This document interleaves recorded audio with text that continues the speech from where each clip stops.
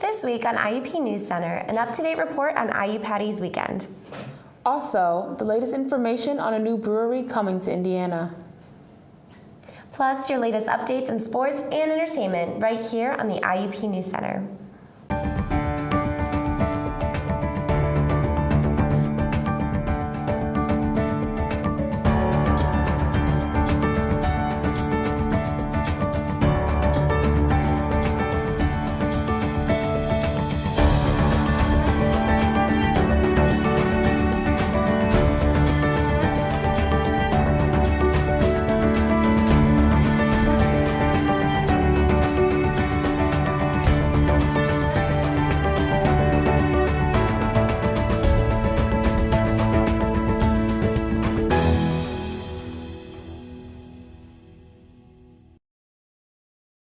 Welcome to IUP NewsCenter. I'm Bree Spitzer. And I'm Jasmine Slaughter. This year's Tame IU Patty's Day celebrations prove the relevance of the phrase, "hold your horses."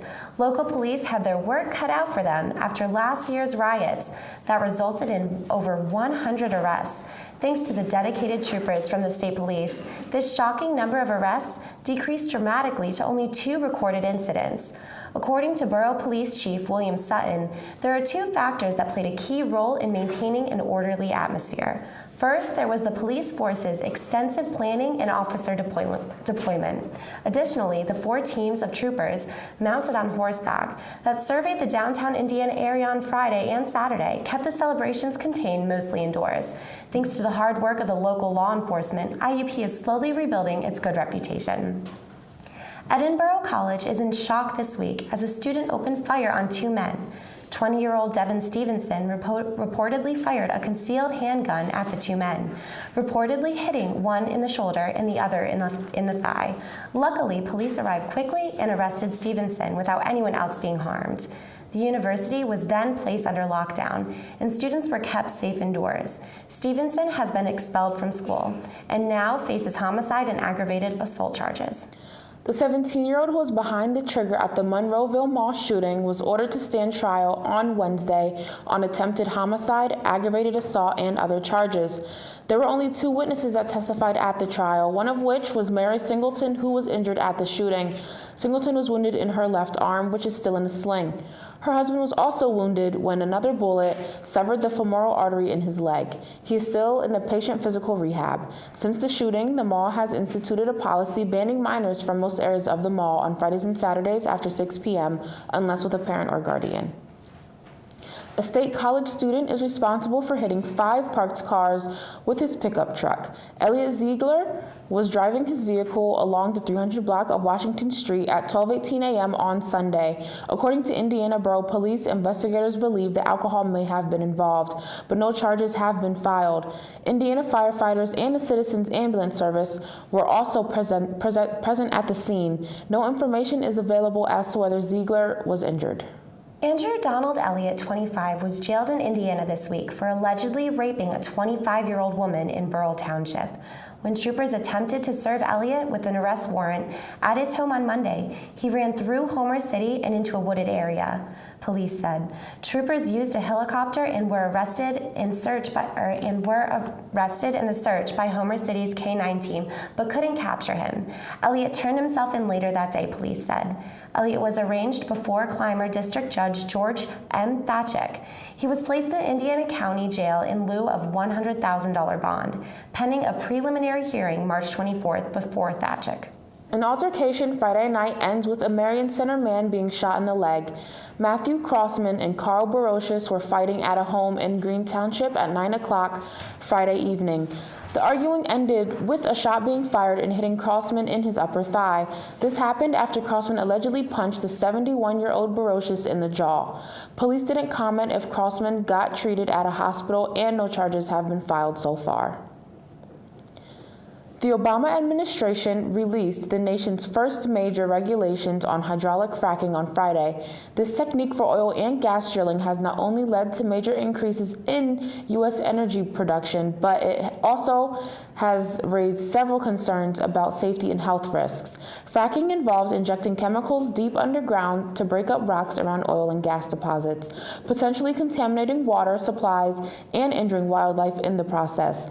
The regulations, which will be implemented in 90 days, will allow government workers to inspect and validate the safety of the concrete barriers that line fracking wells. Additionally, the regulations will require companies to publicly disclose the chemicals used during the fracking process within 30 days of finishing operations.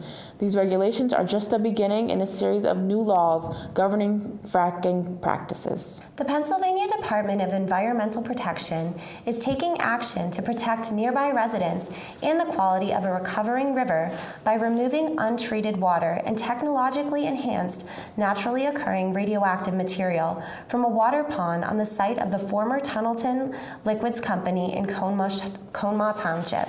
After the TLC stopped operations in April 2014, the DEP became concerned that the sludge and untreated water that was not removed could overflow into the Conemaugh River. The DEP says that approximately 12,000 cubic yards of the sludge will be removed, solidified, and placed in lined roll-off boxes and properly transported to disposal sites in Pennsylvania. The DEP says that the project will cost around $2.4 million. Indiana County is known for notable sites, including our very own university and the Jimmy Stewart Museum. But for now, a waste dump site will not be added to that list. The Pennsylvania General Energy Company originally had plans to dispose of off-well site waste fluids in a remote area of northern Indiana County until state environmental regulations decided to revoke the permit for further review. The company was notified of this decision on March 12th and has temporarily withdrawn their appeal. A community environmental activist group known as the East Run Hellbender Society was surprised by the news. Judy Wan Chisen, a member of this organization, stated that a ruling such as this is something that never happens. The Indiana County Community Action Program will be able to fill many bowls after last week's fundraiser. The Artist Hand Gallery on Philadelphia Street was able to raise over $7,000 at their Empty Bowls fundraiser on Wednesday. Local artists donated handmade bowls that could be purchased and filled with participants' choice of soup. All proceeds are going towards benefiting families in need in Indiana County. The term pedal power is being put to new use this week as Indiana gears up for a bike rally. The American Planning Association is holding a bike rally this coming Saturday, March 28th at noon. The rally is in support of the upcoming decision on the multi-modal corridor. The project would add a bicycle lane through Indiana, making a safe and alternate transportation option. If you're interested in participating in the ride, it will be meeting in the parking lot of the Kovacic Convention and Athletic Center on the IUP campus. The ride will follow the proposed route of the project. Get out there and enjoy the spring weather and support the ongoing development of this great town. Now we're going to hand things over to Justin for the Inside Scoop on the 6 o'clock series. Justin? Hi, I'm Justin Wiley with the IUP NewsCenter. Tonight, I'm here at the 6 o'clock series held in the Hub Ohio room. The topic tonight is Women Inspiring Change in the Middle East. We were just looking to highlight some of the positive things happening in the Middle East. I know there's a lot with the politics and the economy, and we wanted to highlight some women that are inspiring change there. And this is in celebration of International Women's Day, which is held this month. She talked about women memorizing and reciting poetry to their children, poetry that would otherwise not be allowed to be said, going out in areas where they're typically not allowed to go. Some women went so far as posing naked with things written on their chest, and women acting in movies, things that traditionally they are not supposed to be doing. Tonight we learned a little bit about, first, the history of women who inspire change all throughout the medieval times, and then next, women who inspire change in the Middle East through photography, poetry, and any kind of expression. Overall, I think we learned that all throughout time, women have been battling the forces that are holding them down, been battling, patriarchy and trying to get on an equal footing, especially in the Middle East, where societal norms are, even stronger, saying they have to do things like wear hijabs or can't go certain places at certain times. Exactly. And for women, that's just a big issue that, especially as the Western, world becomes a little more prevalent through things like the internet, they're seeing what life is like elsewhere. Women have been inspiring change in the Middle East from the pre-Islamic period. And this is why it's great to have some of the medieval material in the mix. You have, women pushing against boundaries, men pushing against boundaries. The boundaries have been... And overall, I would say they're definitely succeeding, and especially in areas like the Middle East where we may need it most. And there you have it. I'm Justin Wiley with IUP NewsCenter, and back to you guys. Thanks, Justin. A local initiative to raise money for epilepsy awareness has turned into the largest private fundraiser in Western Pennsylvania for epilepsy. The annual Julie McCormick Wiffle Ball Tournament will be held at the Rose Inn in Rain Township on Saturday and Sunday this weekend. The fundraiser started after Pauline and Don McCormick lost their 27-year-old daughter in a car accident. The Wiffle Ball Tournament started with 8 teams and raised $1,300. 10 years later, it has 32 teams, played on 3 fields, and has raised over $100,000 for the Epilepsy Foundation of Western PA. Proceeds from the tournament also go towards the Epilepsy Foundation's Julie McCormick Memorial Scholarship, which provides $8,000 to a student with epilepsy. The Indiana Library announced this week that it will be holding its annual Spring Used Book Sale on April 10th and 11th. The sale will offer a number of books, as well as new movies, music, and library merchandise to help benefit the library directly. The library will also be taking in donations until April 2nd. For more information, or if anyone is interested in donating, contact the Indiana Library at 724-465-8841. With Indiana's history of severe weather, it never hurts to be ready. That's the thought coming from IUP's Center for Family Business, who will be holding a 2-hour seminar on March 31st. Several panelists from around the Indiana area will headline a seminar offering tips and advice to help defend homes and businesses from storms. The event is requiring reservations, so anyone interested in registering should call 724-357-2323 or visit www.iup.edu/Center for Family Business. Traveling plans may need to be altered for students heading east for the rest of the semester. Construction is set to begin Wednesday on the route 422 bridges crossing South 6th Street. 422 East will also be closed beginning Wednesday, and traffic will be shifted onto the 422 west side of the highway, reducing both directions to 1 lane. The $10.2 million project of replacing the bridges is expected to be completed in October 2016. The reduction in lanes could cause for a slight congestion during move-out time for students and their families, so plan accordingly for a quick and easy move-out this year. IUP students and clothes designer Javier presented his annual Legs for Lupus fashion show. The show took place on Saturday, March 21st at 6:30 p.m. in the Hub Ohio room. Many IUP students attended the fashion show. IUP student Whitney Williams stated that she loved the show this year and has to come back again next year because it's such an amazing show to watch, all while giving back to a great cause. Local Indiana residents can count a beer brewery to the buzz of new businesses to open this year in our area. 4 Indiana area high school alumni, Alexander Varner, Maxwell Varner, Ben Harley, and Zachary Morrow, are all looking to open their own and Indiana's first brewery in White Township this fall. State and federal licenses are still in the process, but in the meantime, these guys are experimenting with new flavors at home, brewing beer in Alexander Varner's garage along Ben Franklin Road. Morrow stated that Indiana has been underserved in the explosion of the craft beer market, adding that they want to bring Indiana the beer it deserves. Morrow also said they all have an intimate connection with this town, and being Indiana high school graduates adds to that. The men also attended the Pittsburgh Brewfest on March 7th, and their beer Hop Hired Hand took first place. The brewery will be named Noblestein Brewing, and all can be optimistic that their beer can help inspire a sense of community.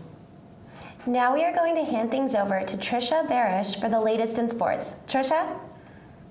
Hi Indiana, I'm Trisha Barish, here with your latest on sports. IUP freshman lacrosse player Bailey McLeish scored the winning goal with 1.1 seconds left during the team's game against Belmont Abbey in North Carolina. The final score was left at 12-11 after the last shot. The game took place last Wednesday afternoon. Then the players headed back to Pennsylvania to prepare for a game against Lock Haven. The Crimson Hawks record rose 2-1 with the win. IUP standing climbed 3 spots in the 2014-15 Pennsylvania State Athletic Conference Dixon Trophy standings. The Dixon Trophy is awarded to the school that complies the top average score for all PSAC championship sports that school sponsored within the past year. IUP climbed the highest among all of the sports, moving from 11th to 8th. The IUP baseball team holds a record of 7-7 after playing Slippery Rock. After playing a scoreless first inning, the teams battled for who could bring the most runs.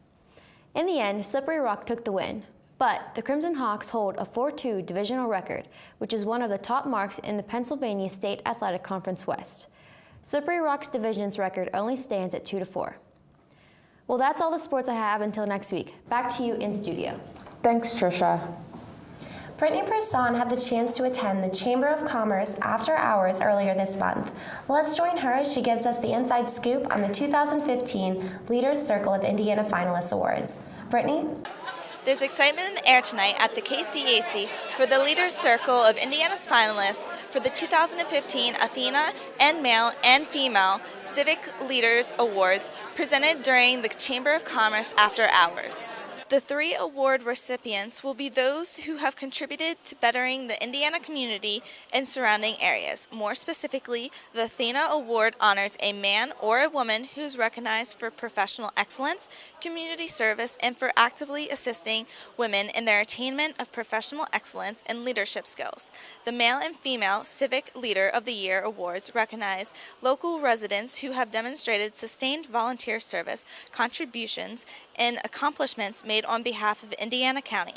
According to Chamber President and Leaders Circle Vice Chair Jim Scruzzi, all of the nominees represent the finest qualities in volunteerism, community service, and civic responsibility.